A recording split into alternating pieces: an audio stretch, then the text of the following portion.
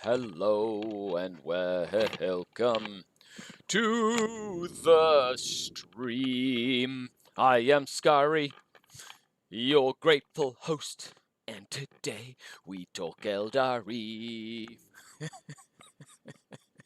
Hello, everyone. Welcome to the weekly show. This is the show I do every once in a while when I do it on Fridays.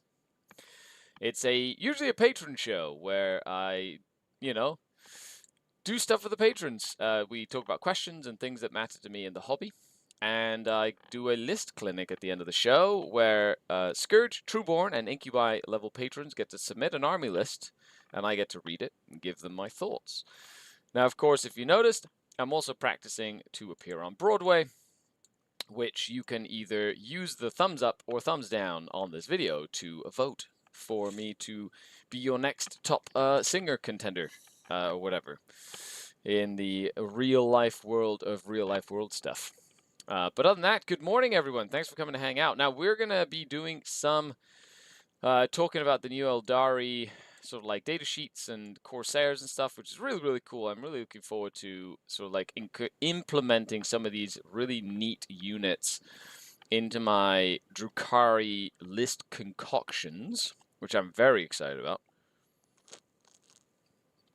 The announcement went live about 13 minutes ago as well on the Goonhammer website or Patron, where I'll be part of a crack squad of article writers, and we're going to be doing a lot of article writing for Goonhammer, whether like tactical, in-depth tactical writing stuff, which is going to be super exciting. So stay tuned for more of that as well. But good morning, chat. Jarvis plays these shanties. Yeah, I know, right? Good morning, good morning. 3-chair turn for the singing. Thank you, Charles. It's always nice to see you in chat, my friend. Hope you're doing well. Karsast looks crazy for buffing some Drukhari units. Yeah, +1 strength on a unit. To be honest, the first thing I saw when I was reading that was the ability to have a 12-inch deep strike denial bubble, which in my opinion is way stronger than anything else. I'm a person who loves my screens. Okay, I love screening. I love not having to worry about my opponents getting like pesky ideas of deep striking behind my zone or whatever. But yeah, let's kind of get started with this. Now, I don't have too long to go over this, right? We're going to go over it quick. We're going to get through it. Then we're going to go through the patron questions and answers. Now, of course, if you're watching this on YouTube, thanks all for hanging out. Best way to support me, Skari, is through Patron or through a membership here on YouTube. Make sure you check the links down below and all that good stuff. Access to more cool stuff in the Discord. We're just about to start our 9th TTS season league. So we do a TTS league 3 times a year or so. And this is the 9th one, which is exciting. We've got 3 or 4 pods, 16 players strong. I play 4 rounds over 8 weeks. And it's a really fun time, very good, chill level of play for different time zones. And of course, the winners of those pods become league champions. And then I have a Champions League. We're doing the 2nd season of the Champions League, where we have enough champions now that they all get to fight each other for the title Champion of Champions, which is super fun as well. Now, of course, this is a patron show usually, but today I'm opening it up for all of you so you're jealous and or incentivized to help me make more content. Good morning, Mr. Smitty. Good morning, Azael. Good morning, Mr. Prankster. Good morning, Zinth, and everybody else. Thank you so much, Prankster, for the membership. It means a lot. I appreciate that. Okay, moving on. Let's dive in to the Eldari stuff. So this is the faction pack for the Eldari. Now, of course, lots of different things in this faction pack. Why can't I... That's weird that I can't do it through this one. But they added the Eldritch Raiders and Corsair Coterie, right? Is that the 3rd or 4th Coterie that they've added in list form? I'll get to the questions in a second. Spencer Davis. Oh, this coffee is delicious. And then, of course, Prince Uriel, Karseth, the Viper, the new Viper, which is an Eldari unit, but the model looks really cool. Starfang and Corsair Sky Reavers, which are the jump packs. Now, anybody who has been playing this for a minute, like myself, remembers all the really cool Forge World Corsairs. I owned a lot of those. The Hornets and they had Corsair Venoms back then, where you could put like shuriken cannons on Venoms and stuff. It was like the precursor to the Star Weavers, basically before they became a thing. Really, which is exciting. Eldar Pirates for the win. Now upgrade the Coven Coterie. I know.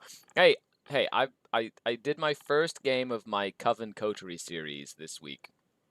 So I'm starting to develop a Coven Coterie list. After this, weirdly enough, it'll be time to go back to Reaper's Wager. Weird. Because I did Spectacle Spite, then I did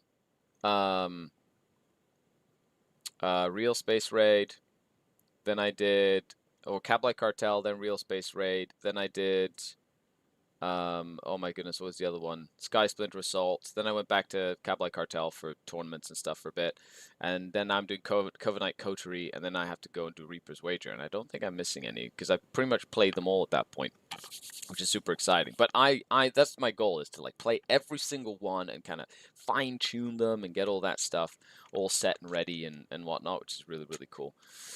Oh yeah, Falcon.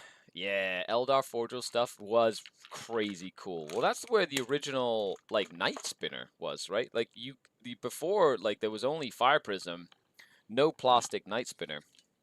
And sorry, I have to take my meds. I totally forgot to take my meds this morning, like vitamins and stuff. Okay, let's dive into this. We've got the Armored Warhost, most OP Eldar detachment. Hot take. Lies. Why would you lie to us, Skari?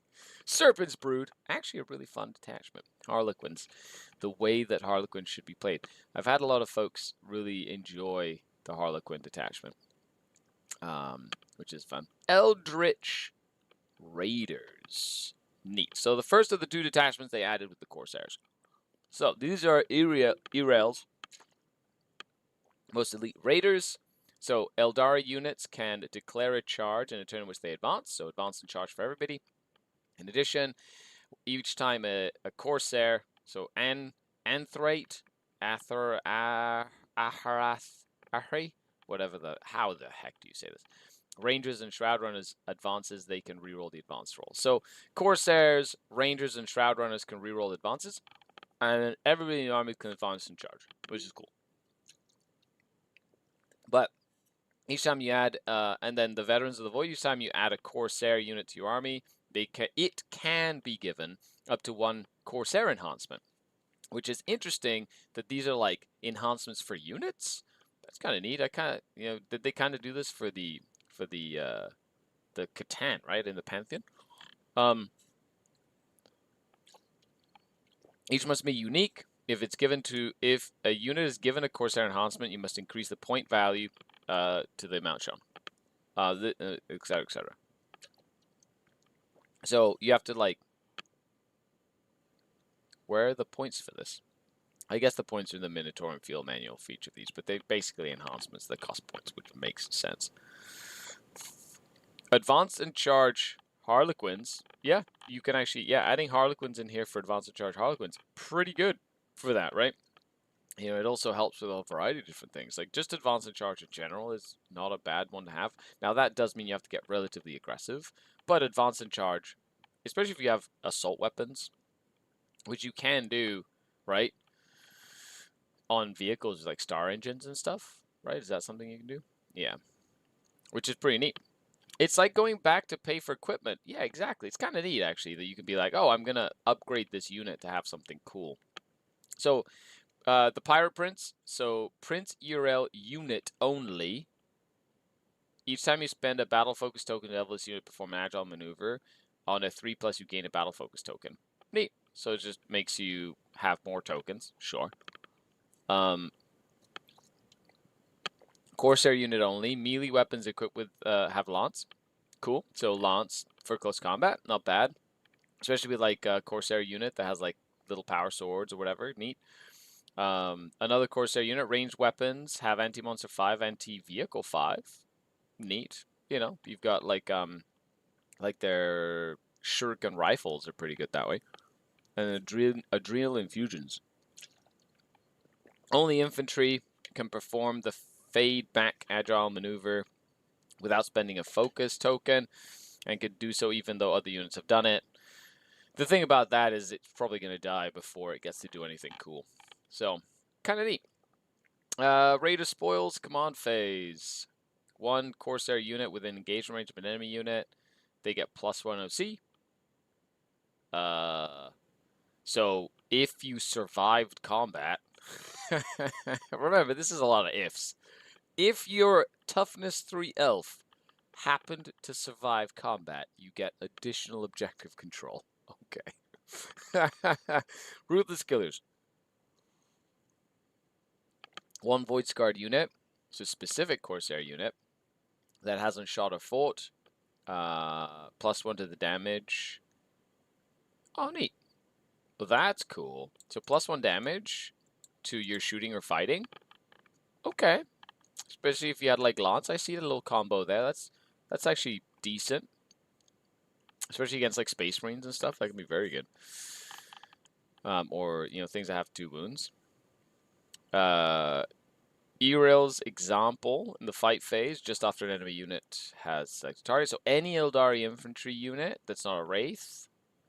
5 of Feel No Pain. Oh, neat. So 5 of Feel No Pain in combat. Okay, that's not bad. No Prey Too Big. Shooting phase. 1 Corsair Ranger or Shroud Runner unit that has not been selected to shoot. Each time you shoot, the strength, if the strength is less than the highest toughness, you get +1 to wound. So, neat. So 5s go to 4s and 6s go to 5s. So +1 to wound, specifically wound up. Not terrible. That can be kind of handy against Catan and stuff. Start of your opponent's charge phase, a Ranger, Shroudrunner, or Starfang unit. Select an enemy unit within 36 invisible till the end of the phase. -2 to charge. So you can like pick an enemy unit and be like, you suck at charging. But it's anywhere in line of sight. Like Rangers with that, cool. Shroudrunners with that, cool. Starfang with that, cool. I like that. That's actually really utilitarianly well. I like that stratagem a lot. That's a me stratagem. And can advance and charge some bigger damage Shining Spears with a strat. Yeah. Withdraw and reinforce. End of your opponent's fight phase. End of your opponent's fight phase. 1 Corsair unit. Uppy Downy. And if that unit is below starting, just return all destroyed models. Ugh. Uppy Downy Resurrection. Kind of like, what was it? The Guardian Host from Eldar. Neat. You know what? Neat. I like it. You know, if anything survives long enough to do that, sure. But that's cool. I like it. That's a solid couple of stratagems. You know, you're basing it off of the core of Eldar stuff, but then Corsairs get better. There's some really decent strats in there. 5 of Feel No Pain being key. I think that's a very good one for something like a combat. Any Eldari can do that, right? So you could do it for, you know, Jane Czar and a bunch of Banshees or the, you know, anything. It's really cool. That strat gives all the cool options we used to have in 9th and actual purpose. Yeah, so then we have the Corsair Coterie.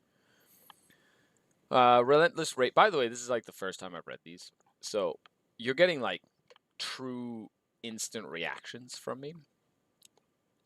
While objective marker is under your control, each time an enemy unit ends a normal advance, fullback, or charge move with a range of that objective on a 2+ the enemy subs D3 mortal wounds.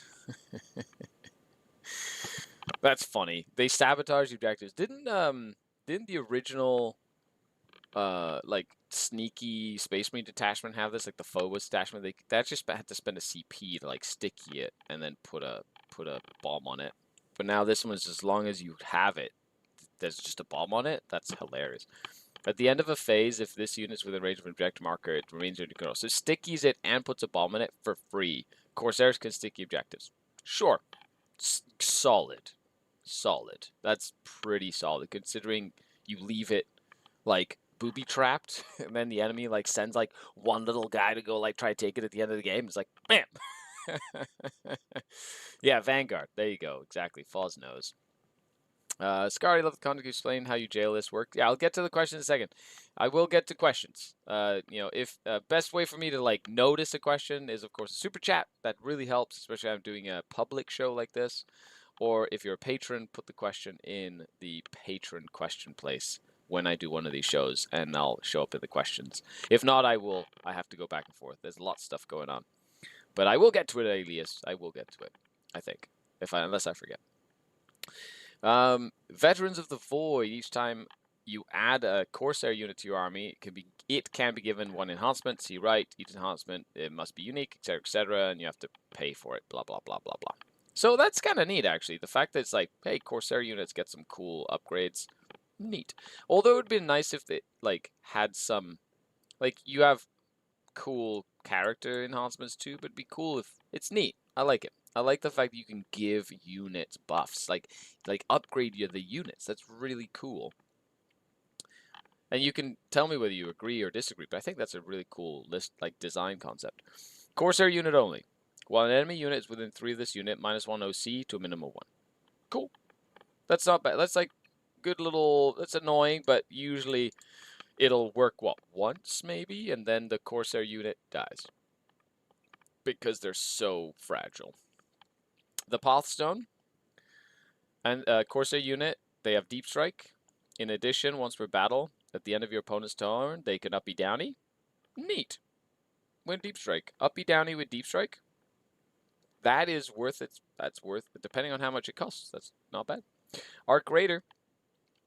At the start of the battle, select a character model in this unit. That model has this ability. It's an aura of Arc Raider. That's funny that's like very similar to the Dark Eldar one, but in this case it gives it Vect.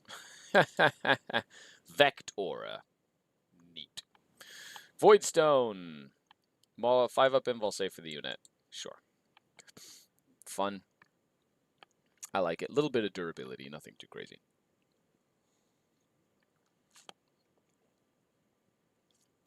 That's right. Yeah. Move on to the objective, charge you, boom. They go to charge, boom. Yeah, exactly. It's like unless they flip the objective off to the move, right? Hopefully they apply this concept more broadly next edition. Sometimes the characters just attacks if there is one. That'd be cool to see if they kind of like follow this philosophy into the new edition. So, Pirates do 1 CP. The fight phase. 1 Eldari unit that has not been selected to fight until the end of the phase. Each time a model unit attack. Reroll wound rolls of 1. If it's a Corsair, then each time a model makes an attack that targets the unit within range of an objective marker, reroll wound. So reroll 1s to wound, reroll wound rolls if you're Corsair and you're attacking something on objective. So specific, but reroll 1s to wound is not terrible. Lethal Ruse. Movement phase. Toughen an Eldari unit from your falls back. The Eldari unit can fall back and charge. If it's an Anthrite unit, you can also select a unit that was within engagement range and grenade them. That's awesome. That's actually very good.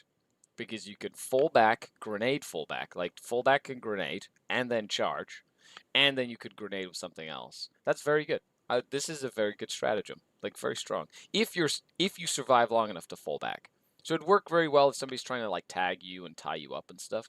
You just like fall back and grenade them. That's really funny. Outcast Ambush. In your shooting phase, a ranger or shroud runner unit that it hasn't shot. Ranged weapons have ignore cover, rapid fire 1, and until the end of the phase, they also get +1 AP.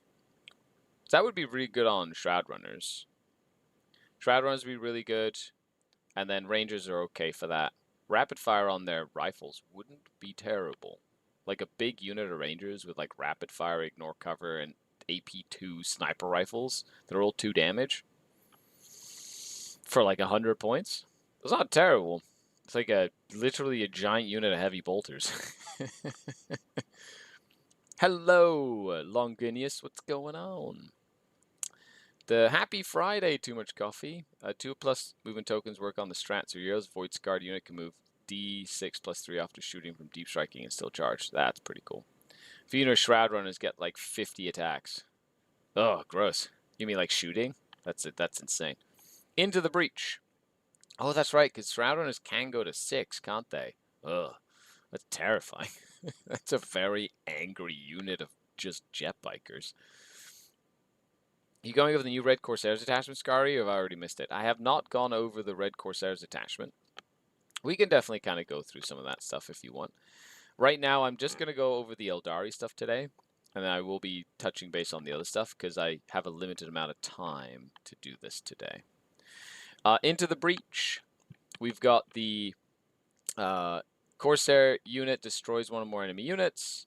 They can make a normal move up to D6+1 in the shooting phase. So that's pretty cool. That's like Fire and Fade, but not just shooting. You actually have to kill something. So it's situational, but we all know how powerful Fire and Fade can be, right? The fact that it can be any unit that just shot a unit to death, like any Corsair unit. So it could be the jet bike, the jump units. It could also be the like little viper looking thing with the little gun on it. It's like do the finishing touch, like pow, kill the last thing, and then like scoop behind cover. Really cool. I like it. It shouldn't be called Into the Breach. It should be called Run Away Like a Coward. Cloak and Shadow. Opponent shooting phase. 1 Eldari infantry unit within range of an objective marker. You get stealth and can only be selected as a range attack within 18. So, like, loan up 18 if you're on objective and stealth for any Eldari infantry. Very good. That is a game-winning stratagem. Like, very good. Yeah, that means your rangers will be like very annoying to get rid of on that expansion objective. They like infiltrate on there. Good long range. Get close to them. They reactive move. Then you try and shoot them. They loan up themselves. Then they pop out again and shoot you with like rapid fire guns. You know, very cool. You can charge after that move. This one, the shooting phase one, sure. It's a normal move. Then you can charge. Yeah, it's fine. It's exciting. You can like, I guess, deep strike in this detachment, shoot, move, then charge. Sure. At the end of the day, they're all just T3. So it's all great, but then I'm looking at it always as a how do I keep myself alive? Because if you overcommit, anything you drop down, shoot, commit, charge, you kill something else, sure, and then your unit dies. Like, how many points did you invest in this unit? And then it just dies. Because it doesn't matter how tough you are. You're an elf. You're T3 with a so-so save, and then your opponent's intercessors pop out from behind a building and shoot you with 30 bolter shots and kill your 300-point unit. Or 300-point combo. They like grenade you. They go grenade, and then they go bolters, and then you're just dead. Yes, you can go into the breach. Sure, Duff. I get it. But it's just not how an elf would use it. Never having you an objective for 1 round. Correct. Especially since they can just sticky stuff, right? So you can just sticky it and run away, and then you just don't have to be on the objective anymore. Hey, Dracho, what's going on? Vengeful Sorrow. Opponent shooting phase just after an enemy unit has shot. 1 Eldari infantry unit from your army.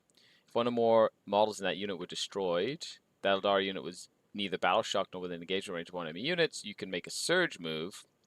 It's a lot of words. D6 and +1 of the roll. Models in unit move number exists, blah, blah, blah, blah, blah. You can move it. So a surge move for infantry. For any Eldari infantry. So that could be good for like larger bricks of infantry, like in Wave Serpents and stuff. Right? So the fact that it can be anyway, surging with like a big unit of Howling Banshees. Like Howling Banshees are one of these things that I feel would work really well. Or a big unit of, I don't know, Storm Guardians? But it's any Eldari infantry in this case. I guess you could do it with like Wraith constructs and stuff, which is kind of neat. You know, like Wraith Blades, but they're only a 5-strong unit now. You can't take them in 10s anymore, can you? And there you have it. So then you've got like Prince Uriel. I love the fact that he's basically a fancy. He's got like a very similar armor to Ivrain's Vizark, right? Very cool, like that classic Baroque style armor with like some stylized runes, which is really neat because he's like so old that that's like he's just got all that old stuff. Sustained hits 1 and +1 to hit while he's leading a unit, and redeploy. See, I love that they added the transport caveat on here. Come on, Games Workshop, give it to Malice. Come on, do it. Do it. Prince Yu-Gi-Oh! Karseth is probably my favorite. You know, T3, 4 wounds, 6 up, 4 up invul. Has a 24-inch blast anti-infantry 2+ hazardous psychic weapon. That's AP2, ignore cover. So pretty cool at 1 damage. It's just like a nice little like blasting little trash units thing. Of course, the big thing there has Scout 7, so you can add it to like a Corsair unit, for example. Cannot set up. This is why I would take it. It's like what? It's like a decent amount of points for this model, I think. But you've got 12 inches steep strike denial. Perfect.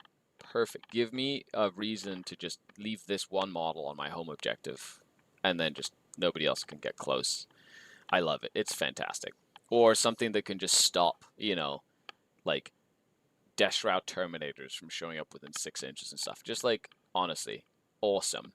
I'm going to try and find a way. Like, this plus a Corsair unit is about right. And that sort of like, just a Corsair, just a 5-strong Corsair unit, so you can put this model inside the Corsair unit in case your opponent has like out-of-line sight guns, just to keep them alive, right? And in your shooting phase, you can shoot. So you've got, you know, move 7, 24 inches, so you can shoot something up to 31 inches away. And you just have to hit with the Dread of the Deep. So you've got at least 3 shots to hit on 3s.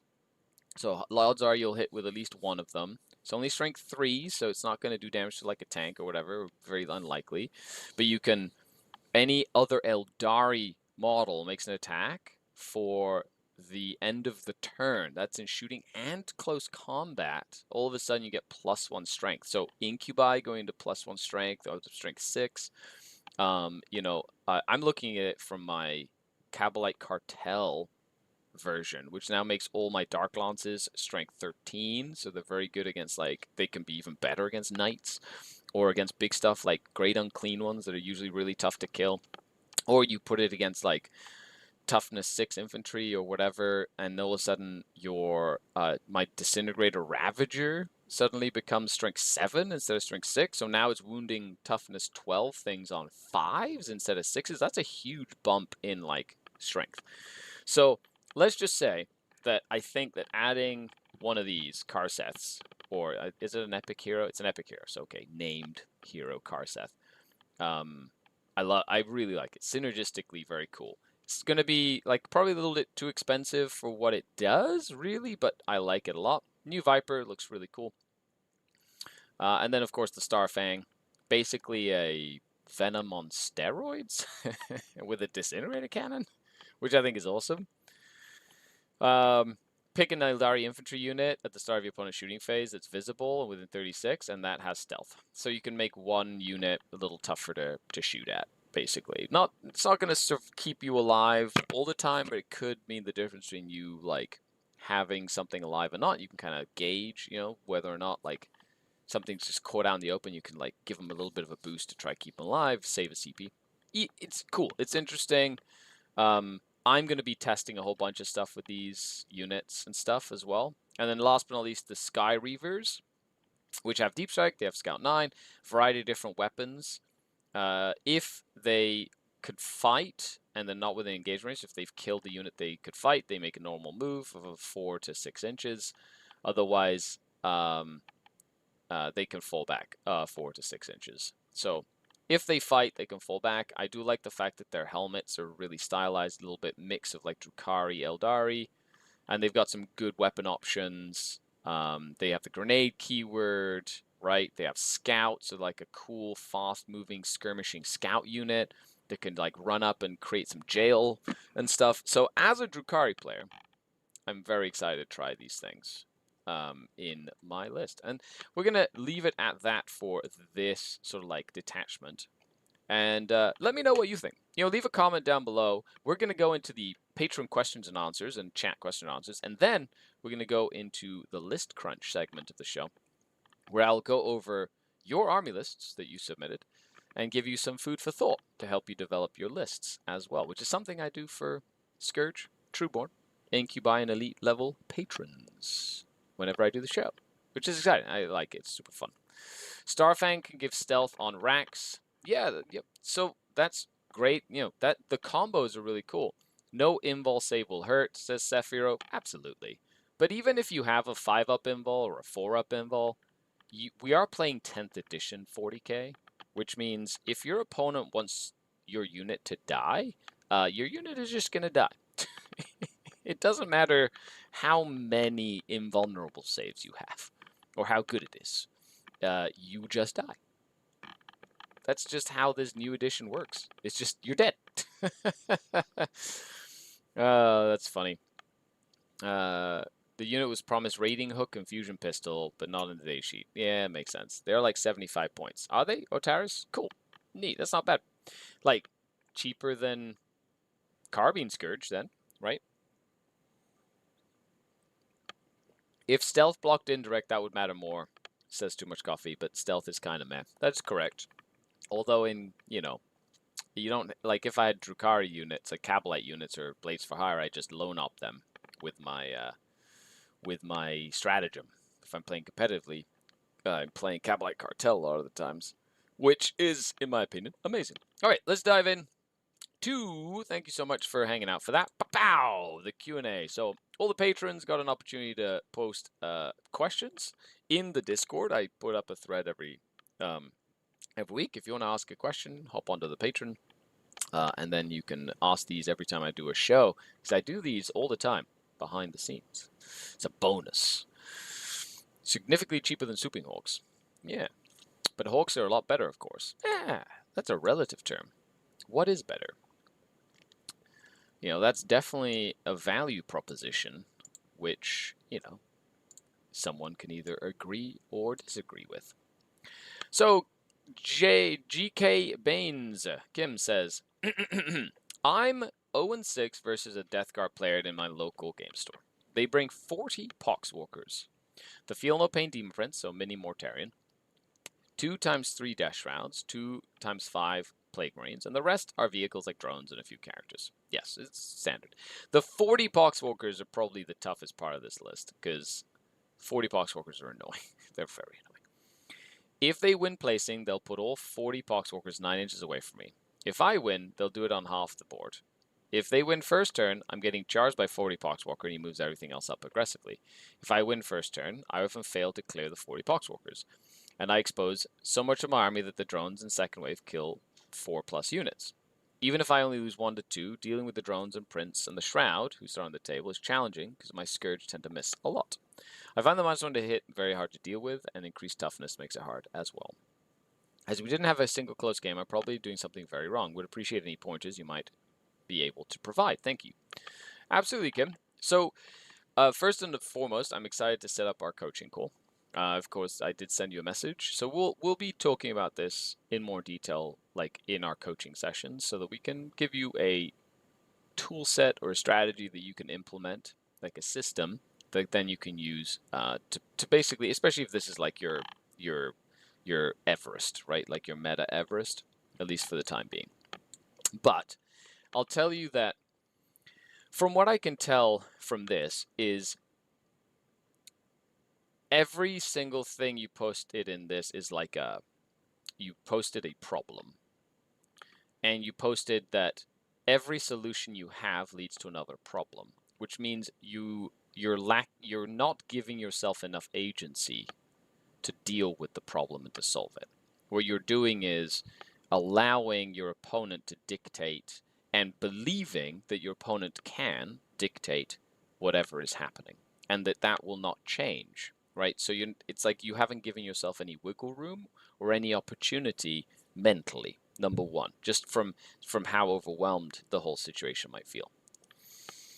So, a couple of things.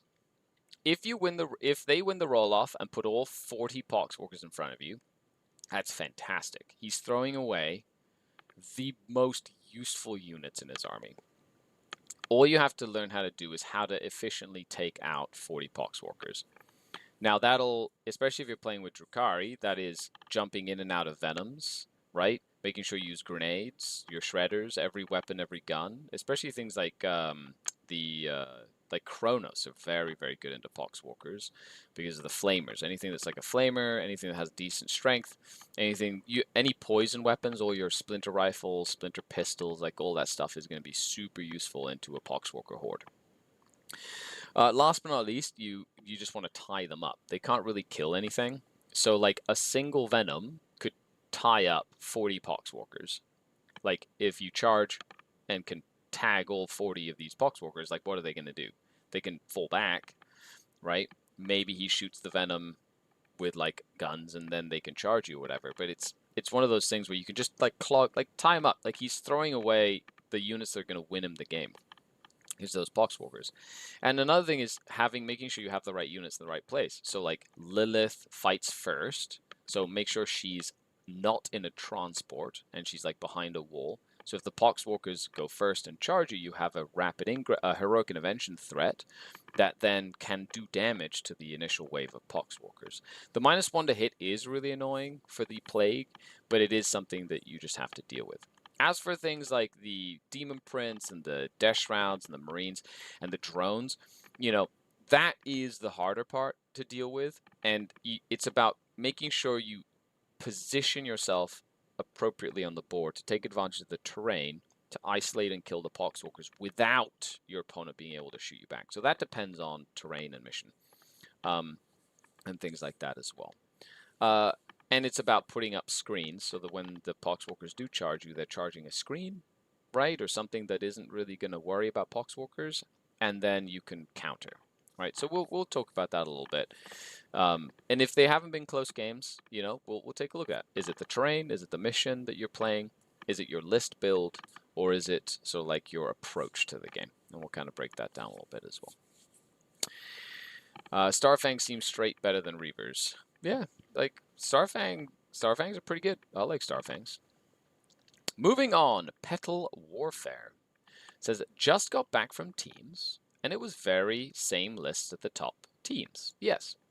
Usually, teams will bring the best list if they want to perform.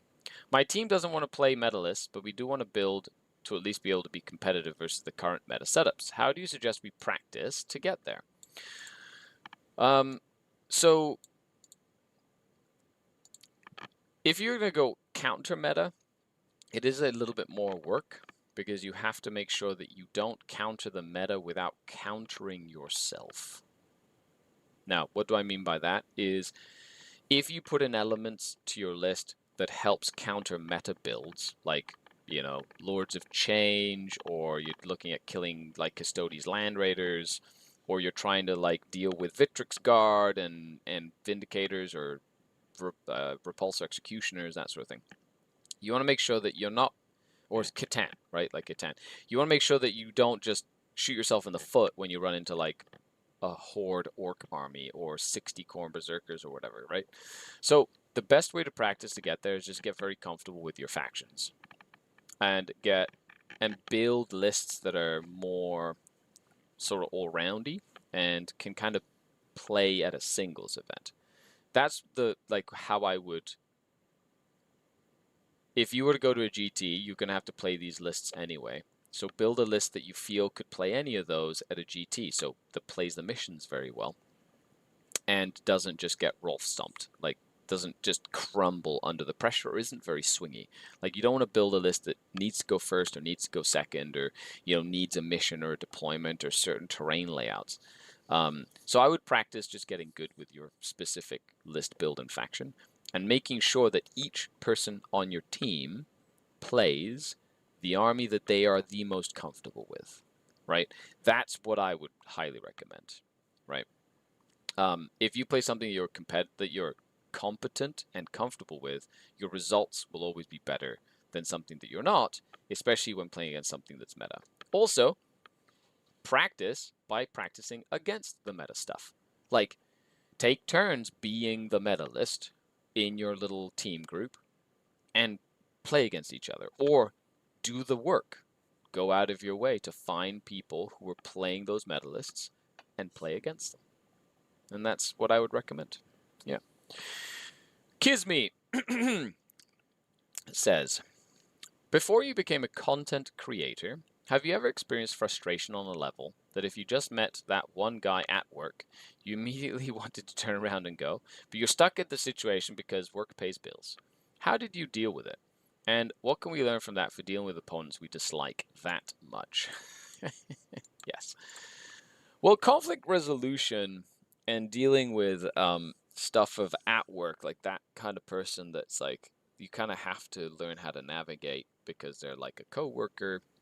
Like, I'm never going to give someone like real advice because each situation is different. There's a lot of context to things. You can't always just run away from a situation. You have to like kind of deal with things head on. And first rule of Fight Club, we don't talk about Fight Club. That's right, Mark. Wait, we're talking about Fight Club. Dang it, we broke the first rule, Mark. What have you done? So have I experienced that frustration? Yes. I worked in hard sales for 7 years. And this was like commission sales, door to door, like sometimes, depending on what sort of campaign we were running for like different brands we were working with. And yes, I've had to deal with just absolute terrible people that were supposed to be coworkers. And at the end of the day, the things that just kept me going were like thinking of family and just being like, the family got to eat, you know, that sort of thing. Now, the whole sort of like industry that I was in, though, like that sales, hard sales industry, like corporate world where people become numbers instead of people, my soul couldn't handle it. And it ultimately the last straw that sort of pushed me over the edge to become a full-time content creator, because I was sort of like a manager. I was a manager for one of the branches, and I was like, I can't do this anymore. This is like, it's killing me. I'm going to die. The stress alone, it's eating at my insides, and people are terrible. And and I was just like very dejected about the whole thing. I was good at doing sales in my job. I enjoyed it. I could like get in the zone for a day and get 500 no's and hit my bell, which is a term for like hitting your sales goal, right? Every single day. And I was a closer, right? But I wasn't a pushy salesman. I like talking to people. And I would never sell something to someone that they didn't need or want, right? So I felt that that really helped the rapport that I had with folks that I met over the years. But once I got into management, having to treat people like numbers and getting rid of people because they weren't hitting sales goals, and then the internal conflicts, I was not necessarily very good at resolving that sort of stuff, and it was tough. And then I came under attack a lot because I was, I guess, too nice. So I became an easy target at a corporate level, and it just kind of broke me. And so from there, I've learned a lot. Since then, we've had like the pandemic, staying indoors for like 2 years, and I've do a lot of soul searching and learning more about myself over the last 7 years. But at that point, I was like, I need to do something else, and I just hopped into content creation full time. And it was thanks to you, the community, that I get to do this. So I'm forever going to be eternally grateful for the community support on Patron and here on YouTube, and folks who let me do what I love, right? Now, I learned a lot from that conflict resolution for stuff that I do nowadays. Like a couple of weeks ago, I went to a tournament. I did not really enjoy having a game that I was about to have, and I felt my opponent was being quite toxic, and I was like, you can have the win. We hadn't even finished deploying. I was like, I'm not going to play this game with you. It's an RTT. Like, it was a 4-round RTT. Sure, I could win this game if I really wanted to, and then, like, hooray, I win a game. But it would have been a miserable 4 hours based on the 2-second interaction. Like, during deployment, I was like, okay, this is nitpicky, and I don't like it. I'm like, this is not going to be fun. Have this win. I'm going to sit down for 3 hours and just chill with my friends. And I've learnt that if you dislike an opponent, there's nothing that tells you should have to play them, other than like your own ego of I want to win this tournament. Like, you'd have no obligation to spend 4 hours of your time with any one person in the world if you don't want to, right? And if you don't want to play that game, just don't play the game. That's it. It's that simple, you know, especially if it's not the kind of time you want to spend. There's no, like, nobody's telling you have to play that game. Just wash your hands of it, move on. And then you'll play hundreds of more games over your life. And they will be against better people, right? And it happens very rarely, right? But I learned that I have to be okay with knowing what I like and what I don't like. And that taught me a lot, right? How did I deal with it? I grit my teeth and moved and worked through it as much as I could. It almost killed me. And now I don't have time for that shit. And so it taught me that I just don't have time for that pit of despair that can be like the negativity that people have, which is why I try and project some positive energy into the world, right? And I think that's way more constructive and better for everybody around you than like going into that sucking hole of despair that some people just tend to be able to suck you into it and like make your life miserable. No, I'm not. I don't have time for that. And now he just uses the souls of others to top off his souls like any good Archon. Absolutely. Pain nourishes me. Hate the system, not the people. Only people that defend the system. With age comes wisdom and the cash to just walk away from situations that don't deserve you. Kudos to you for sharing that wisdom. Thanks, Mark.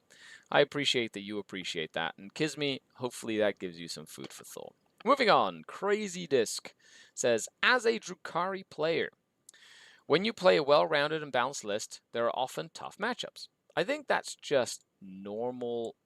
There are often tough matchups goes hand in hand with as a Drukhari player. You could just cut out the whole well-rounded list. It doesn't matter what list you're playing. Like, you're going to have tough matchups. You have previously discussed demons and Tyranids. What would another to be wary of? Okay, so it's not necessarily demons and Tyranids, it's specific demons and Tyranids list. Like, if you're playing a Vanguard list with all Raveners, very aggressive Gene Stealers, that sort of stuff, I'm very comfortable into that. Absolutely. Let's just beat the crap out of each other on level playing terms. But if you play, like, all monsters, then it comes to, okay, high armor saves, high toughness, high wound values, like, so the units in my army that have to do damage are these specific units, and if they don't do damage, then the rest of the army crumbles, right? So it's specific demon and Tyranid builds, mainly ones with big monsters, and it's not all the time. It's specifically on specific missions and or deployments, right? So like Hammer and Anvil, Take and Hold, bad deployment, bad mission to play against monsters, because they can just rush on a very small front up into the middle of the board, and you have to deal with all of them at the same time, which is just bad, right? Whereas if you play like Purge the Foe, it's not necessarily terrible, right? Like I did lose Purge the Foe at Worlds, but I made like one mistake where I didn't focus all my fire on one monster. It made a bunch of saves, and I had a whole other Scourge unit that just wasn't in position to shoot the same target as I normally do. That was a mistake, but I could have that one interaction of that Trigon making like 3 6-up armor saves or whatever. It's gonna hold me, but it's, you know, that mission wasn't bad. Like Purge is not a bad mission to play because I can kill one usually, and hold one, right? But then it snowballed. But against, like, when I played the Crusher one, and it was Hammer and Anvil Take and Hold, like, and they went second of all things. Anyway, so I'm already playing at a deficit. So it's about the combinations there that really have a big difference. Another to be wary of, though, would be something that's like very fast and aggressive. So like Emperor's Children can be sort of swingy because of that. Because if they go first, they have enough aggression that they can move out and kill like 6 of your units in like the first couple, like 6 to 12 units in the first couple of turns if you're not careful. And if they do that, they've hit you so hard and so fast. The number one, they've maxed out their coterie thing, so they're getting sustains and hit like all this extra bonus stuff, and you have no more units to play the game with. Eldar can be like that as well. Like if a player that plays Eldar gets very aggressive into you going first, and they kill like 5 or 6 of your units in one turn, that's to be wary of. So not only you worry about like big monster units in certain missions, you have to be wary of armies that can get into your face incredibly quickly and kill like 6 to 8 of your units in 1 or 2 turns, making it very hard for you to come back into the game based on just activation economy alone, right? Hello, Red Run, what's going on? And I hope that answers your question, Crazy Disc. Moving on, Brimstone says, hello, Mr. Skari. Hello. I had a competitive etiquette situation come up, and I'd love your take. Excellent. Let's dive in. After my first turn movement, I was openly pre-measuring threat ranges and discussing lines of sight with my opponent. There was one unit I didn't measure, and he stayed silent. On his turn, that unit ended up drawing line of sight and punished me. I addressed it, he apologized, moved on, but the tone of the game shifted, meaning a little less helpful reminders on things, but still a positive atmosphere. In competitive play, how do you establish expectations around collaborative measuring and intent early in the game? And if the tone shifts mid-game, what's the best way to recalibrate without getting defensive? That is a great question, Brimstone. So, number one, the way to avoid this is by vocalizing what you're trying to do. So like just measuring stuff, right, from specific units to where you want to go, or like to where they could go and stuff, stops those units from doing what you want them. But then there's, say, a unit that you forgot about that's behind a wall, right, you don't see, but you're not measuring directly to them, and your opponent goes, haha, you forgot the unit behind the wall. And then they move out and, put their last cannons out and shoot you or whatever. So the key is in your pre-measuring, in which case what you're doing is you're essentially measuring from pieces of terrain more than from units. Where you go, okay, so this corner of this footprint and this corner of this footprint create a line that goes this way. So my unit is going to be behind that line. So the only way you can shoot me is if you go past this point with anything. Do you have anything that can get to this point, right? And what I'm doing is, now I'm opening up the question where the opponent goes, oh, well, these guys back here can go there and can poke out with their guns, right? So that you're having more of a conversation of intent. And it's about making sure that your intent is stated more clearly to not give your opponent any sort of wiggle room for that sort of angle shooting, which is like the gotcha holding information back, even though they know very well what you're trying to do, right? And it's just bad form. If your opponent sees you measuring for deep striking 9 inches and they don't remind you they have a 6-inch deep strike, at least the first couple of times you do it, right? That's just bad form, right? Because they clearly see you trying to stop deep strikes, right? But they're like, haha, you're measuring 9, not 6. That's just a dick move. Now, how about the tone shift? Well, it's like one of those things where, like, it's okay if they want to play hardball. That's fine. Like, it's just like it's one of those things where you go, hey, if you want to play like that, just make sure you tell me before the game starts, so that I'm not caught out by it. I can play like touch a piece, move a piece, leave a piece, cannot go back to touch a piece. We can play that more strict version of the game with no like takesies, backsies, that sort of thing. It's just better to know from the beginning of the game, right? So I'd kind of look at them in the eye and go, I would have preferred if we had this conversation before. This is not pleasant, and then just, that's it. He's like, that's fine. And then just play on from there. It's like the turn becomes a compartmentalized situation. You can't let that sort of cloud the rest of your judgment. Just focus on the basics. Draw your cards, do what you can do, and keep it within the parameters of the game. And don't get defensive in that sense, but keep them honest. If they're going to have that same expectation of you, now you have the same expectation of them. I'm a Space Marines Tiger Claw. Cool. Leopard. Cool. Moving on, Foz says, hello, Skari. I hope you're well and keeping warm. I am. I have my fancy Skari hoodie, trademark. You can get it from the Red Dragon. The link is down below. And it's nice and fuzzy. And it's very warm.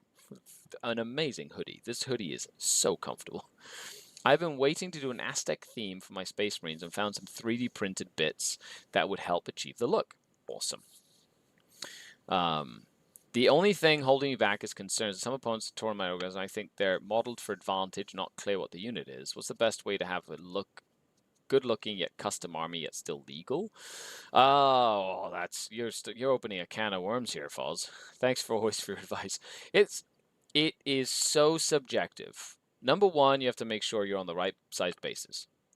Like, you cannot 3D print stuff on different size bases, which I've seen done. We're like, this is my Terminator unit. And I'm like, those are like 25 millimeter bases. What are you doing? They're supposed to be on 40s. But that's what they came with. Sure. But they're Terminators. Put them on the right size base. They're not even painted. Like, at least make them look nice. You know, I know you're 3D printing to save money, but like, make them look nice, please. That's a pet peeve of mine. Yeah, pet peeve. The other thing would be like make sure that the weapon that they're equipped with is like can be recognizable. So like plasma coils for plasmas, melta-y looking melta thing, flamery looking thing for a flamer, like, you know, and just make sure that they're at the right size and sort of size and mass, right? And that's the don't be like, this is my Nightbringer 3D printed and it's like a tiny little like thin thing when the new one's like big and the dimensions are different, right? And then just make sure that you're consistent. Like if you have one weapon be a plasma gun, make sure that same weapon is a plasma gun represented on everything else. But ideally, the thing you would do is use GW models, right? And then just use 3D printed bits on the models to represent the theme. So shoulder pads, or instead of like power weapons or power fists, you can have the big obsidian maces, right? If you're doing Terminators with storm shields, big feathered shields like Jaguar Warrior shields, or maybe like the back of their plate has like a cool Jaguar Warrior pelt or something. Very awesome. Like I've thought about doing like an Aztec themed Space Marine army for since I was a kid. Or my Mexican themed army, the Jalap Angels. Haha! That's right, now with 3D printing, I'm sure I could make it. It's a little jalapeno with wings, right? The Jalap Angels. Oh, buddy. Like, I've been thinking about that since I was 12. The Shard of the Deceiver.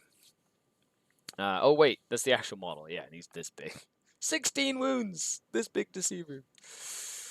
The latter was more what I was thinking. Okay, awesome, False. Hopefully that gives you some food for thought. And there we have it. The Q&A question. Thanks a lot for coming to Q&As. I'm going to quickly go over a question up here that was asked a few times. Says Alias, says, love the content. Thank you. Could you explain how jail lists work so I can explain to my friend who doesn't understand why sending a wave of expendable fast units turn 1 is actually a solid tactic? That sounds spicy, right? It's a spicy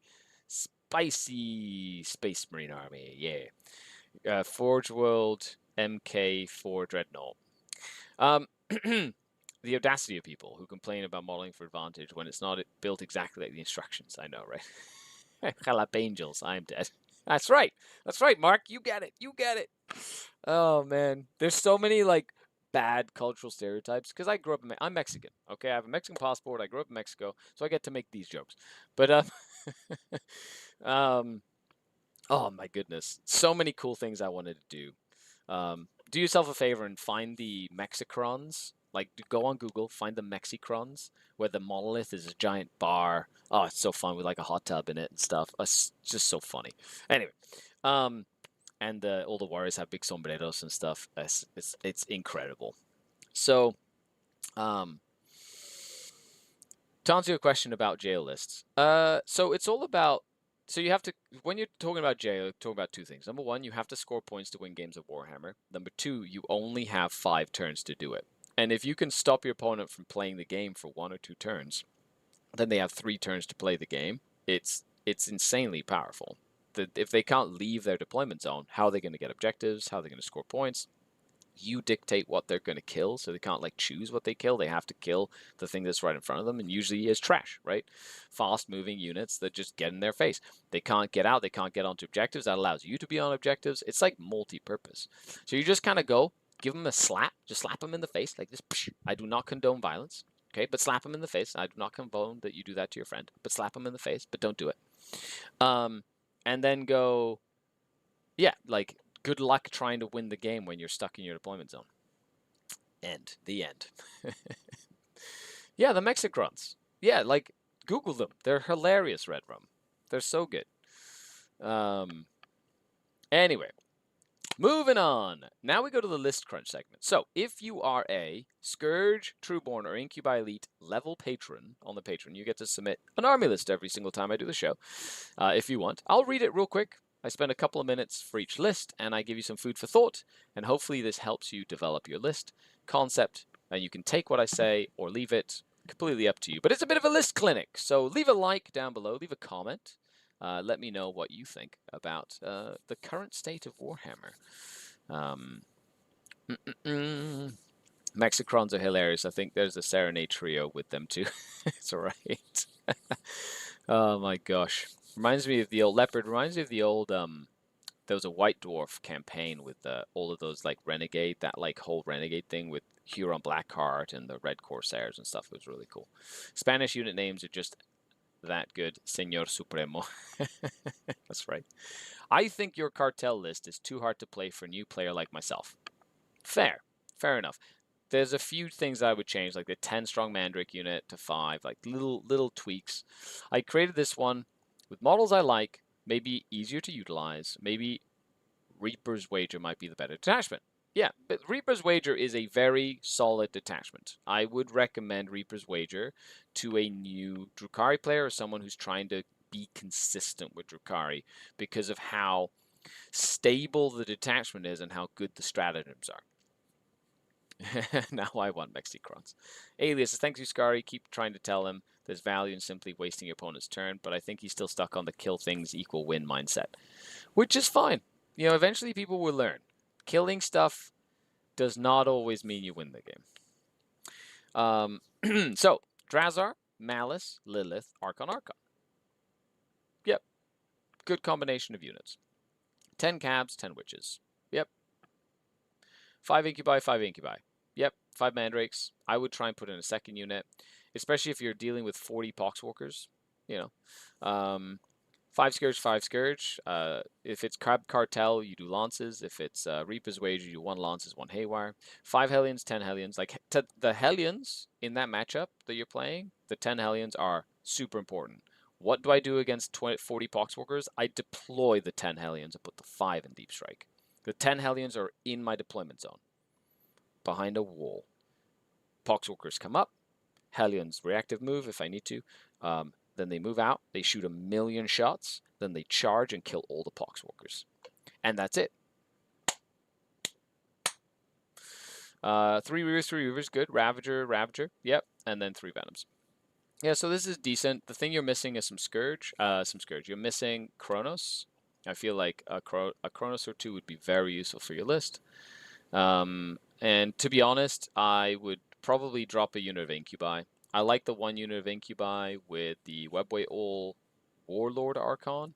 You want to make sure you make the Warlord Archon your Webway All Archon, because the Archon with the Webway All sits in reserve in Deep Strike, and you can use the stratagem to re-up your contract every single time you need to for free because of the Archon's CP reduction, essentially. And then you keep them safe as long as, and then turn 3 they come down and do something fun. So, just something to keep in mind. As for like your big poxwalker problem, if they put a unit they're going to get very aggressive with for poxwalkers, make sure that's the contract, and you just go kill it, and then you get a bunch of command points, and then it's a lot easier for you to deal with the rest of the army for the rest of the game. But Reaper's Wager, not a bad choice. And you also get things like potential Solitaire in there and things like that as well. However, if you did Reaper's Wager, I'd drop the 1 Ravager. Like, the easiest solution to this is drop a Ravager, put in 2 Kronos. Like, 2 single Kronos. They would be very good at tying up those poxwalkers that you're dealing with. They have the Flamers, they heal. Like, they're very, very good. I highly recommend it. I don't stomp him. I like Raven Reaper's Wages because it's the best lore to run Malice in, but I'm just really bad at it. Yeah, makes sense. It's also a reroll once to hit. Standard is good. But there you go, Kim. A little bit of food for thought. We'll definitely break it more down in our call. Chill 3400 says Last Wall Protocol Bastion Task Force 2K MK4 2000 points. Black Templars Bastion. Crusade Ancient, interesting. Oh, by the way, talk about Crusade Ancient. I've been painting mine. Haha. I don't know if you can see it. But there you go. I put the wash on him finally. And so I've left the banner is blank because he has 0 accolades yet. So I'm going to leave the banner blank, but I'm probably going to add things to the banner as I play, a little bit at a time, just to kind of create a bit of a story over time of like what the banner has done. Like, kind of like my original Crusade banner from back in the day. And I'm going to be doing a little Crusade with that and my Castellan, who I've also been working on. Got him like nice, and I've kind of fixed him up from the commission painter that was kind of lazy and didn't do a good job with him. So I took control of it and did it myself. And now he's like at a nice state that I'm like, he's actually matches the rest of my army, which I'm excited about.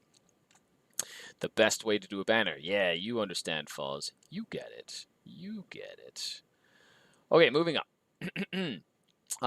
Empress Champion, good. Lieutenant with the Blades of Valor. Lieutenant with a combi weapon. A Marshal. Another Marshal.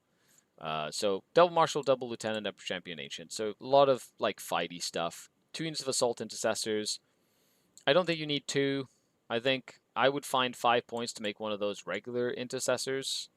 You only need 1 for the Empress Champion. Like another 5 strong unit of Assault Intercessors. What's that going to do? Crusader Squad, nice with the I'm assuming the Ancient for the fight on death. 2 units of heavy intercessors. I'd probably drop 1 of them. I don't think you need 2, but 1 of them's fine. 1 intercessor squad. Oh, you do have intercessors. Never mind. You're good there. 1 infiltrator squad, 2 repulse executioners, a scout squad, 1 sword brethren squad. So the warlord marshal with ancient and sword brethren in a repex. Don't you have castellans in this list? EC with assault intercessors from missile unit in the other repex. Other marshal lieutenant with 20-man crusader brick. Like, I guess the lieutenant gives them lethals. They have chainswords with sustained, and then the marshal gives them lethal sustained. So like that's not terrible. What are your thoughts for you? The biggest thing is the ancient and the sword brethren squad in the repex. I think the ancient is just wasted, to be honest. Like, you get to fight on death. Whoop-de freaking do. Having a castellan in there, way better. Way better. Yeah, just it's just just the reroll hit rolls with crit 5s with the marshal. Like, just stick to the good stuff. I love the ancient though, so it's like, sadly, if you're doing competitively, then that's what I would change. If not, then keep it the way you are. What are your thoughts on using Uphold the Honor of the Emperor vow? Trust in the Emperor at the hour of battle. Trust to him to intercede and protect his warriors true as they deal death on alien soil. Turn their seas to red with the blood of their slain. Crush their hopes, their dreams, and turn their songs into cries of lamentation. I vow to uphold the honor of the Emperor. So the honor of the Emperor, assault, like sticky on all your infantry, assault into actions, fall back into actions, I think. Very useful just to score points. Yeah. Like, to be honest, like, it just means that, like, your infiltrators, anything that infiltrates, like your scouts and stuff, can like sticky objectives early in the game and then move away. The only thing you're kind of missing in this is oh no, you do have your lieutenant with a combi weapon. Yeah. So, like, you've got your lieutenant with a combi weapon that can sticky an objective. You got your scouts that can sticky an objective. You've got your, your intercessors that can. You don't have any inceptors. Any incursors. Oh my goodness, there's so many different names that are the exact same thing. Skari just reciting that off the rip. Hey, I love my Black Templars, mate. I say my vow all the time. I'll read out my vow. That's the one I know by heart because it's the one I've used the most over the years. But I'm slowly learning the accept any challenge no matter the odds vow, because of the fact that that's like the next best one. +1 to wound. Army wide is pretty dang good in close combat, just in general. But you say what you will. So all I'll say, Chill, is I would basically try and find a way to turn this Ancient into a Castellan. And the way that I do that is dropping the one Assault Intercessor squad that you don't really need. So Crusade Ancient plus Assault Intercessor squad becomes a Castellan plus, I don't know, an ATV or something, right? Like 2 Rep X's are good, Sword Brothers good. The Heavy Intercessors, 2 of them, I don't think you need 2, but because you're playing the battle line stuff, sure, can be really useful just to kind of hunker down. The fact that you have the Infiltrators are amazing. And I'll say this again. From my professional number 6 in the ITC last season in the world, that's right, I'm a household name. You get to know this.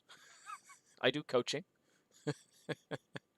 I do coaching. I'll teach you how to play Warhammer, which I do, by the way. I don't mean to make light of that. I can definitely do that. But I love how folks think that because I play Drukhari, sometimes like I don't know what I'm talking about. Shut up, naysayers. I know what the frick I'm talking about.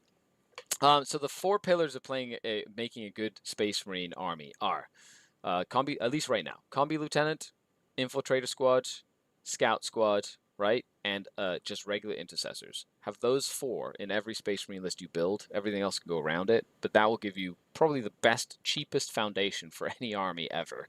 Is just having those 4 things and learning how to use them appropriately. Moving on. Too much coffee says, please let me win the roll-offs. Real Space Raid. By the way, I've had a few folks really getting into Real Space Raid lately. After playing the Real Space Raid over like a month and a bit, developing the list, I really liked the Real Space Raid list I built.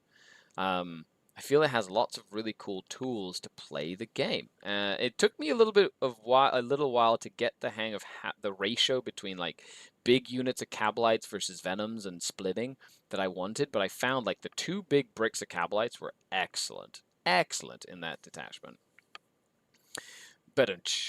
Michael McDonald. Naysayers are just horses. That's right. Naysayers.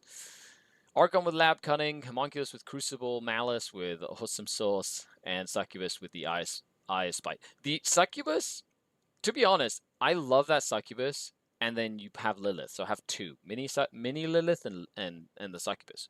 Split them with a Venom, just have both of them. Very, very good in Real Space Raid. 2 units of 10 cabs, 1 unit of 8 racks, because of the points, yeah. 1 unit of 10 witches, 3 venoms, 1 unit of 10 mandrakes. In this detachment, I split them into 2 5s. 3 units of 6 reavers. You don't need 3. 2 units of... actually, 1 unit of 6, 2 units of 3. And then save the 70 points, put something else in. 2 units of 5 Dark on Scourge, 1 unit of Carbine Scourge. Sure. Use the 70 points from the reavers to put in a Chronos. Not necessarily a Chronos. I guess it could be anything. But, like, drop maybe the racks, like the 3 racks, which is what... 65 points goes to what, 105 points? It's 40 points, so 70 plus 110. You can win a Ravager, honestly. Like, 6 Reavers, 2 times 3 Reavers, drop the racks to 5 because you don't need 10. And then you don't need 8 even, just 5 racks. And then, because racks are so bad. I hope they get better. And then put in a Ravager. 110 points, you can put in 2 Chronos, right? Like, for more mission play. Just little things like that. Skari says 10th company represent in a Marine list. Yeah, the 10th the scouting company, excellent, very good for playing the game, in my opinion. I've been finding our faction to feel rather toothless of late, and so this list is my attempt to lean into winning in the movement phase. Yeah, I could see the Reavers for that, for sure. I also like the idea of having abundant CP and pain tokens to round out bad luck. Yeah, not a bad choice. I feel like the ideal situation in this list is I win both roll-offs. Screen, then send waves of crap to screen and move block while stickying to objectives. Fair. I'm thinking of running, if you want to do more stickying, put a Raider in there, or 2. Like, my Real Space Raid list, if I have time at the end, I will go through it, and we'll go through my Real Space Raid list. I'm thinking of running Malice solo, because I'd like her both and the Archon's abilities to be active each turn, but I want 5 cabs in the Raider. You didn't put a Raider in there. You just put 3 Venoms. If you have a Raider, excellent. to be able to sticky. Okay, well, if you have a Raider, that's even better. The Carbine Scourge probably going to sit in Deep Strike until they ingress in anticipation of a clutch move block. What do you think? You don't even need to ingress. You can just bring them 6 inches away, and that's a clutch move block, is Deep Strike them 6 inches away with a pain token. And that's essentially a move block right there. If you rapid ingress, I would rapid ingress the Mandrakes or 6 Reavers that I've kept in reserve before I would rapid ingress the Carbine Scourge, basically. Infiltrator Squad and Lieutenant have Phobos armor stuff. They do. What are the chances of a what is this? Vaccine Astral Claw. I'm just gonna hide this person. I don't know who it is, but it's just annoying. What are you doing? What are you doing? The 11th edition Wish, better racks and grotesques, warsuit as well. Yes, the warsuit. Actually, the warsuit would be really cool. That's a nice scout move, but I tend to use the what is it? The incursors in my impulsor. Oh my goodness, so many. And then my infiltrators that then stay in the back, and my inceptors. Oh my! Can you read everything out? It's just really funny. I'm thinking of running Malice Solo, etc., etc. Clutch move block. What do you think? Yeah, that's kind of my thought process. Too much coffee. I think you'd kind of keep those alive and well. Kisme, Space Wolves after your feedback. Gladius. Awesome. So you went back and you've come back with a evolved Space Wolf list. Awesome. So Arjak, Judiciary. Arjak, Judiciary, plus Artificer Armor.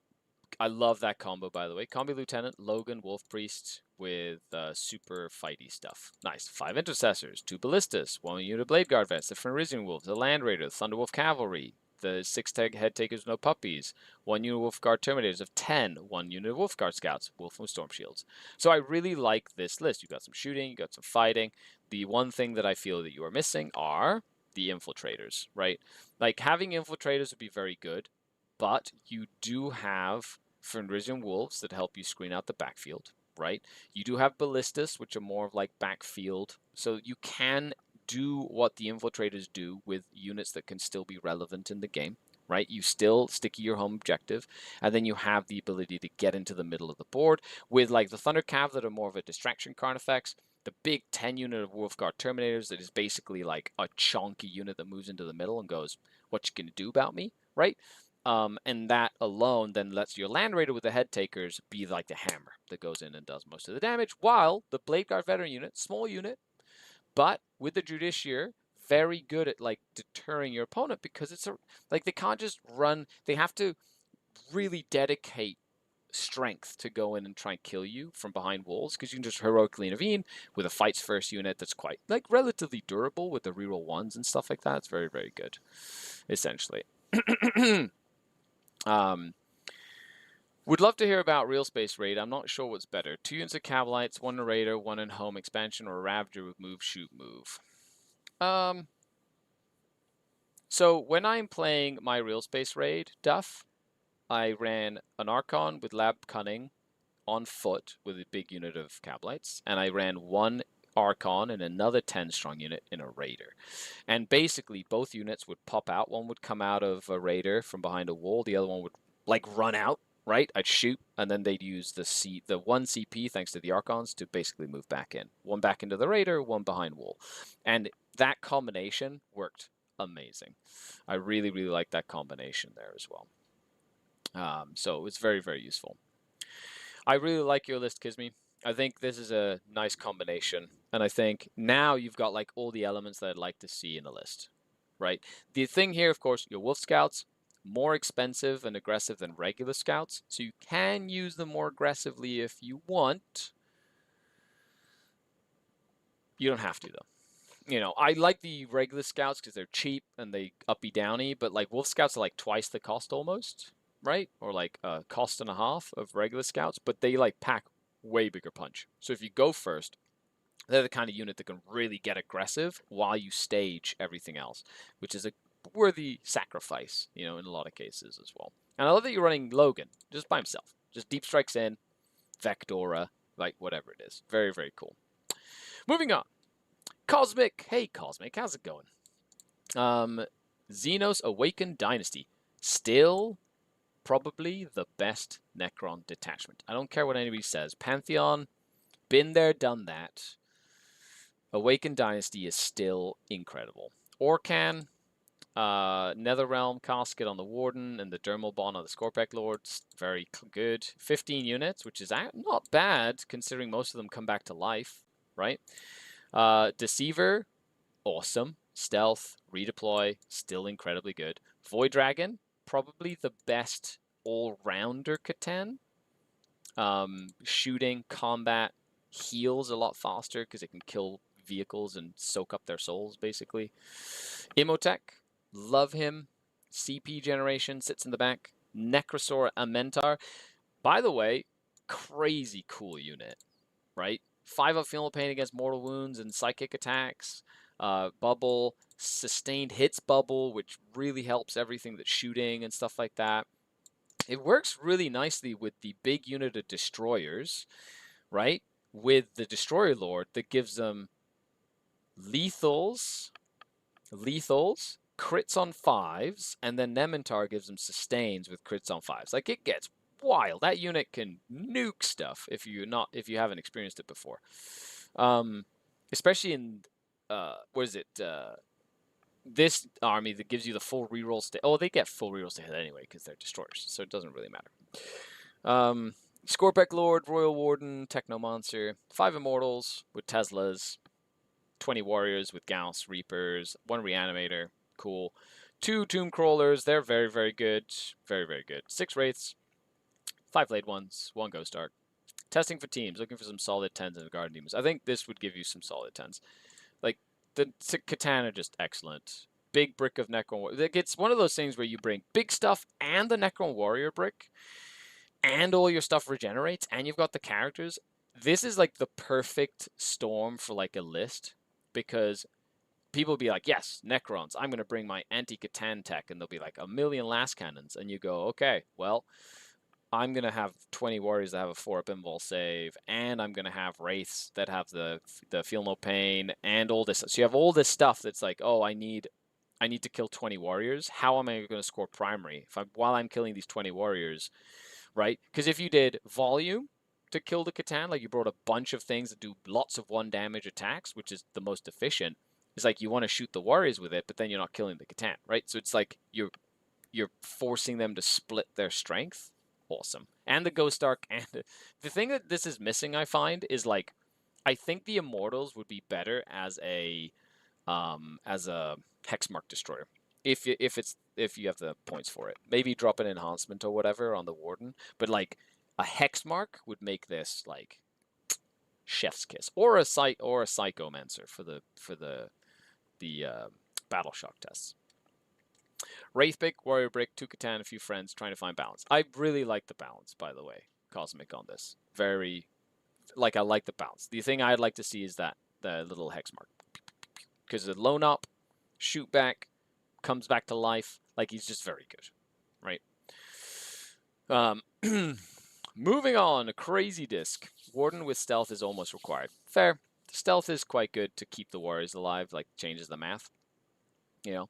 At the same time, it's the 4-up. Like, if you didn't go for the 4-up invul, then you could go for like a Chronomancer for the -1 to hit in shooting and combat, or another Techno just for the 5-up Feel No Pain, right?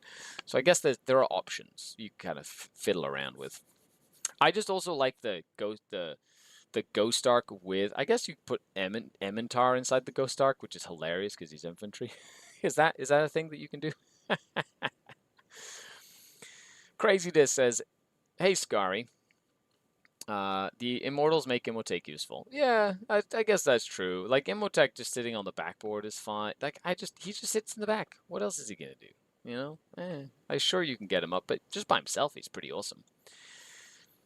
Teams come up in 2 weeks. My team wants me to go Spectacle. Team comp is 50 Zerkers, Zinch Demon Burns, Ultramarine Good Stuff, Star Shadow Catan, the Silent King.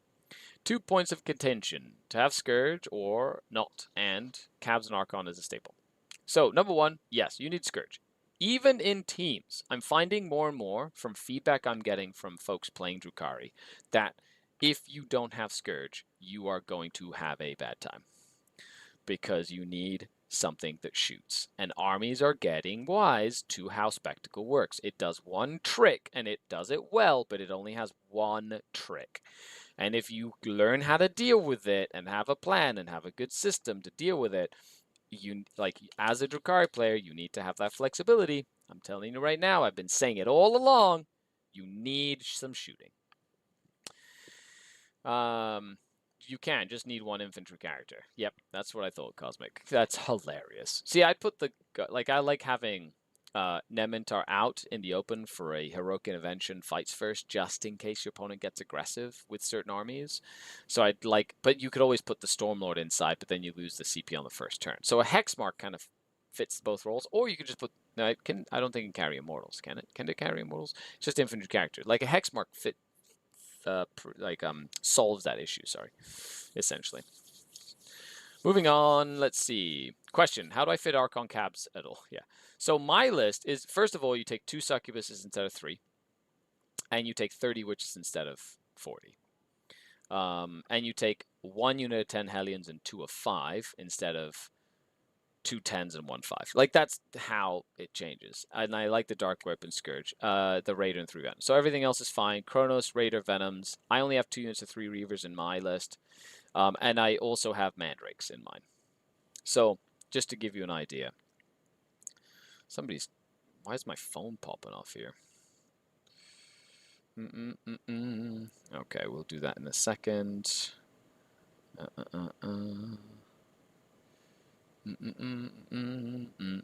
Okay, here we go.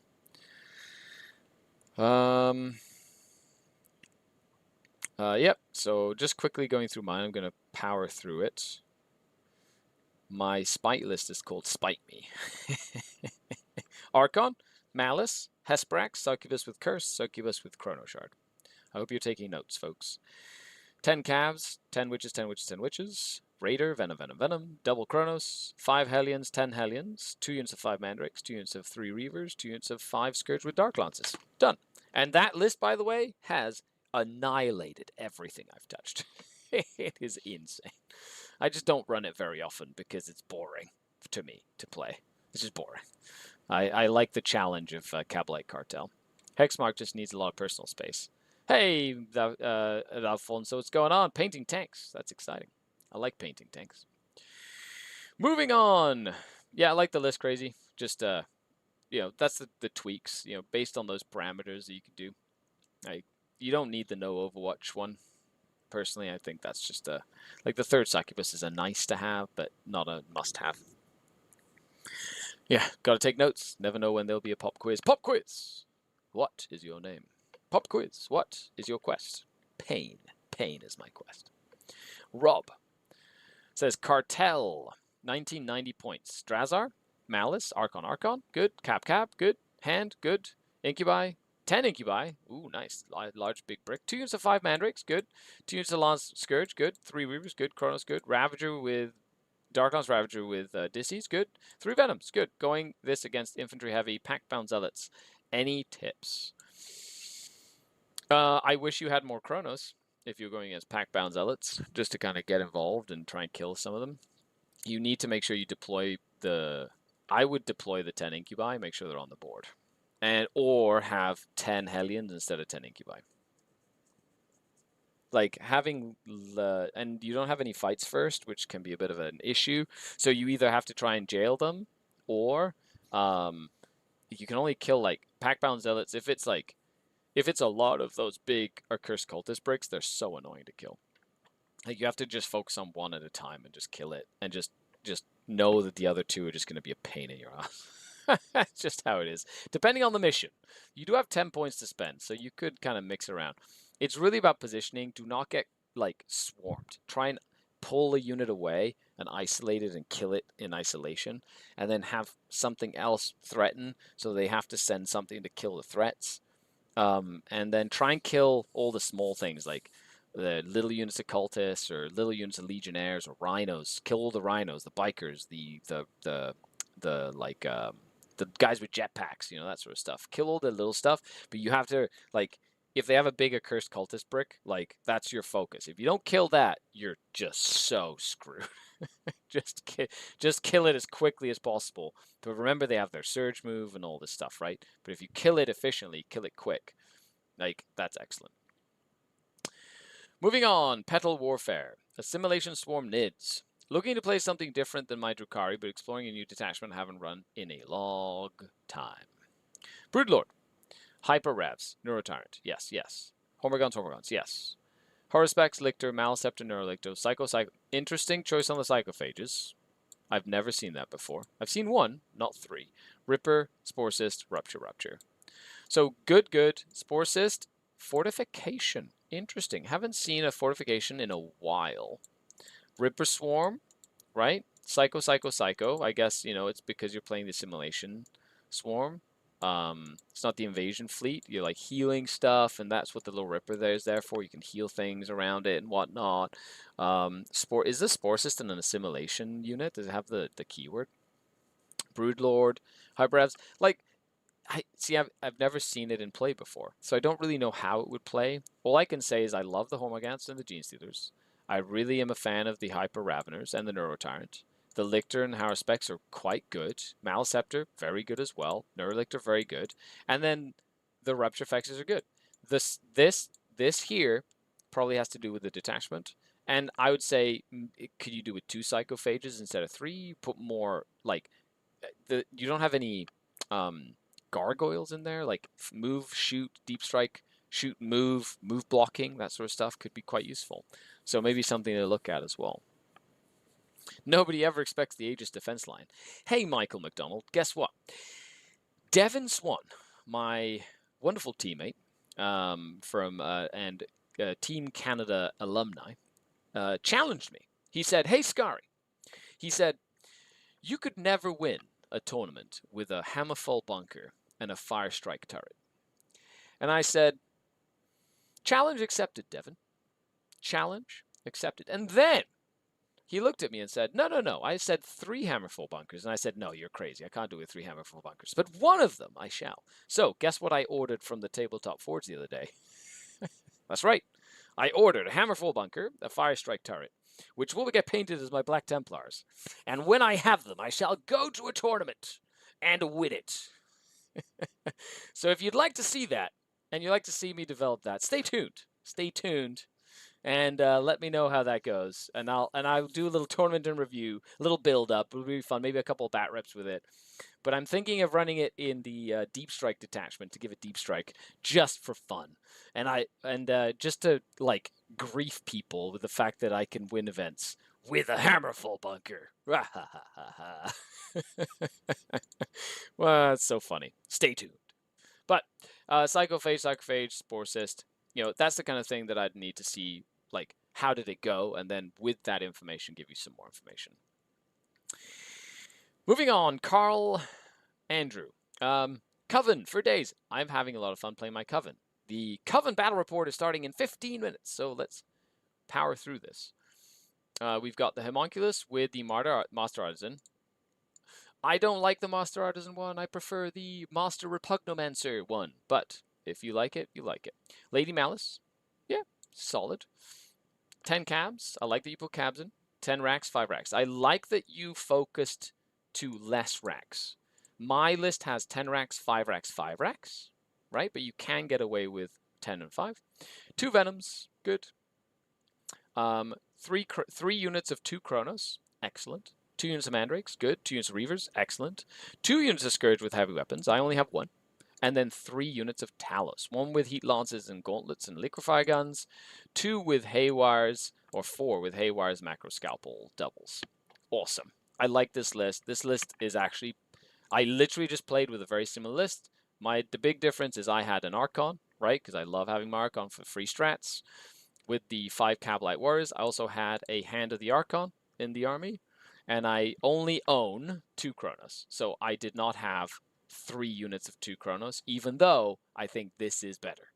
The 3 units of 2 Chronos, way better. But the double Mandrake, double Reaver, the Venoms, good units of infantry, Lady Malice for the redeployment back. All round, excellent. So go forth and crush. This is definitely a better fine-tuned list that you've been working on, and I like this. It's good. Can fortifications do actions? If they don't, I don't think they can because they have OC 0, I think, a lot of the time. So they're just disallowed unless there's a way to give them OC. Moving on, Brimstone says, "Hello, Mr. Skari. This is my Custodes list. I mean it this time." Yes, I see Custodes in the list. Last time, Brimstone duped me and put a Black Templar list in.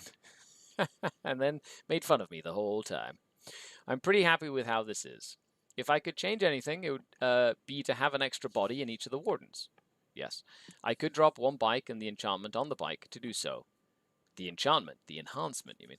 But then the bikes don't punch as well. Truly, this is a puzzle for the ages. What are your thoughts? I love how every list build that we've had, Brimstone, has been like, I want to change a single model.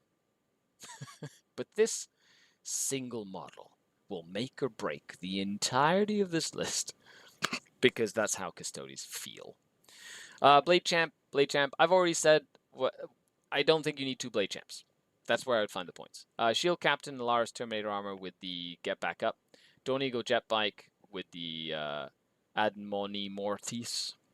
4 Guard, 3 Custodians, Wardens, 5 Woodseekers, 3 Bikes, Draxus, 10 Sisters of Battle, an Animalator, and a Calidus Assassin. So, number 1, this, we talk about the pillars of every sort of like competitive Space Marine list.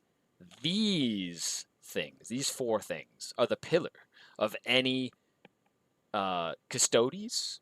I'm pretty sure I could say agents, maybe even, and Imperial Knights army as well.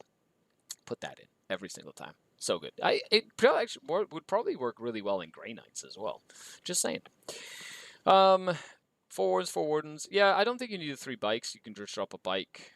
And then the Admoni Mortis is the damage dealing one. If you're not going to send him by himself, then put the extra Wardens in. Like, if you're going to go for the double Wardens, make sure they're 5s. Absolutely.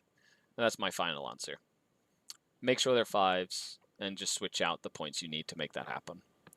Especially since you're doubling down on the Wardens, you might as well just double down on the Wardens. And that, folks, is the weekly show. Thanks a lot for hanging out with me. Of course, this is a Patron show that I do for patrons and YouTube members that gets posted whenever I do the show. So if you'd like to support the channel, the links are down below for all the affiliate links, everything else like that. So thank you so much for hanging out with me. Of course, I'll be on the Discord if we're going to be setting up the 9th season of the TTS leagues for patrons. So make sure that if you want to participate, you get involved in the sign-up sheet. I've already set up the events. I'm going to be sending out codes and splitting up all the pods. So we'll make sure that happens as well. I just make Agents and Custodes 1 book. Yeah, like back in the day, that would be useful, wouldn't it? Thanks for hanging out with me. I've been Skari, your grateful host. Sign off until next time, and stay tuned for the Battle Report. Leave a comment, like, share, all that good stuff, and I'll catch you on the flip side. Thanks a lot, everybody. And if you want to see me play with a Hammerfall Bunker, share this video with as many people as you can. Yeah. Actually, my goal for this year is to get 40,000 subscribers on YouTube at least, and then I'd be almost halfway there. But that means 40,000 for 40K, which would be awesome. And then 100,000. Then I get a little plaque from YouTube that I can put up here. Be like, look at my little plaque. Right? I don't want to have to 3D print one. I want the real one. Okay, bye everybody.